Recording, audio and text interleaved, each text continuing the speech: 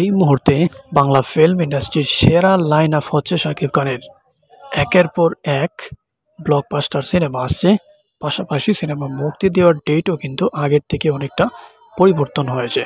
বছরে ৩ থেকে ৪টে সিনেমা মুক্তি দেওয়ার শিডিউলে যেমন যেমন দিয়েছেন শাকিব খান, তেমনি কাজও করবেন ওই অনুসারে।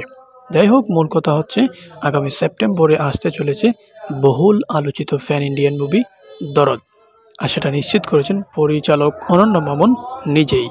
পাশাপাশি আজকে শাকিব খানের ফেসবুক পেজ থেকেও এই জিনিসটা জানিয়ে দেওয়া হয়েছে যে সেপ্টেম্বরে আসতে চলেছে দরদ সিনেমাটি।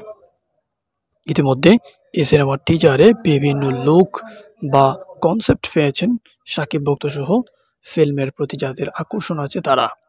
সবকিছু ঠিক থাকলে বিভিন্ন লোকে অর্থাৎ হরেক রকমের শাকিবকে একসাথে দেখা যাবে দরদ সিনেমাতে। আস্তে আস্তে ট্রেলার, গান সব কিছুই আপলোড করা হবে।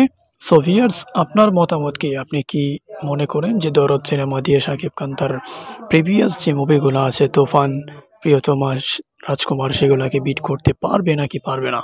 কমেন্ট করে জানিয়ে দিন আপনার মতামত কমেন্ট বক্সে।